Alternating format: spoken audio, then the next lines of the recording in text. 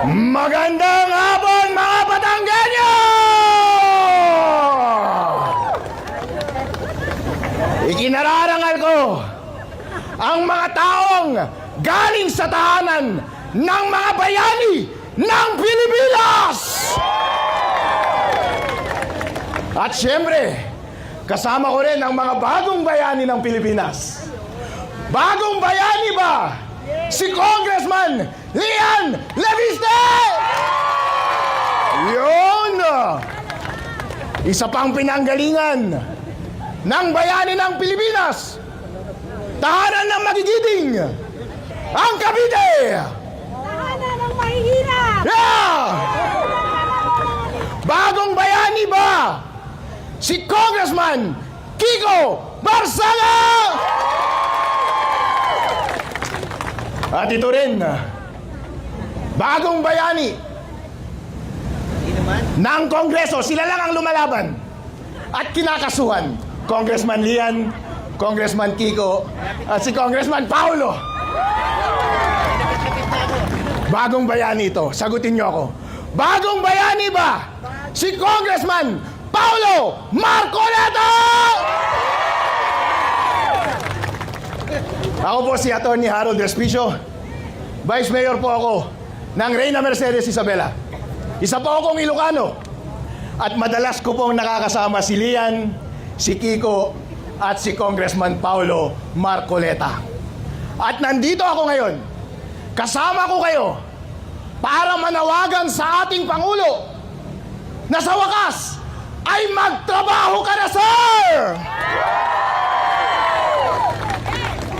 Gusto nyo na bang magtrabaho si BBM? Gusto ko isigaw ninyo ng napakalakas. Malapit lang ang Malacanang dito. Gusto nyo na bang magtrabaho si BBM? Ayun. Ang tagal nang hindi nagtatrabaho si BBM. Nascam tayo ni BBM. Sinong bumoto kay BBM? Ako bumoto ko kay BBM! Ilocano ako eh. Doon sa North Luzon. Solid North yan. Mahal namin si BBM.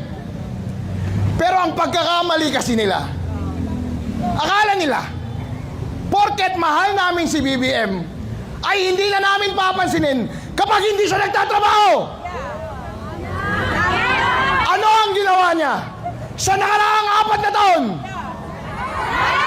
wala, kundi magnakaw!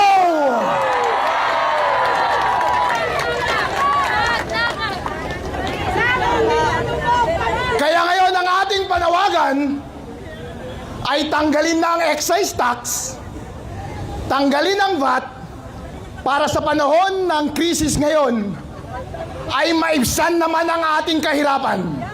Gusto nyo ba yan?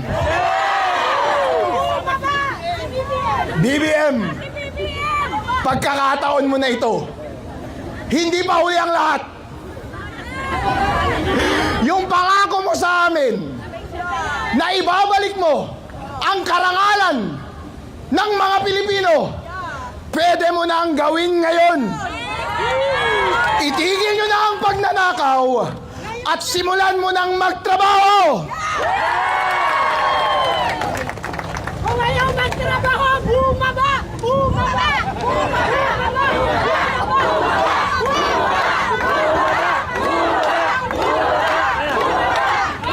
Alright, BBM, gusto ka na nilang bumaba. Pero ang problema, anong inaatupag ni BBM? Gustong tanggalin si Sara. Dahil gusto niyang ipagkait sa inyo, mga kababayan kong Pilipino, ang karapatan ninyong mamili ng gusto nyong leader sa susunod. Dahil kapag na-impeach si Vice President Sara Duterte, hindi na siya ang susunod na president natin. Gusto nyo ba ang mangyari na hindi maging presidente si VP Sara ng Pilipinas?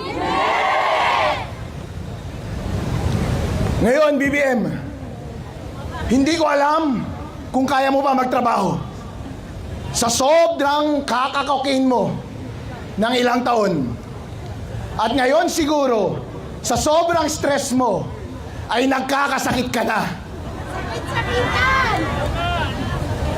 Bossing BBM, kami mula sa norte, mga Ilocano, mga Batanggenyo, mula Cavite, lahat ng mga Pilipino na nagnanais na maitigil na ang katiwalian, na maibsan ng ating kahirapan ngayong panahon ng krisis, at para magsimula na ang inyong pangako na umunlad ang Pilipinas.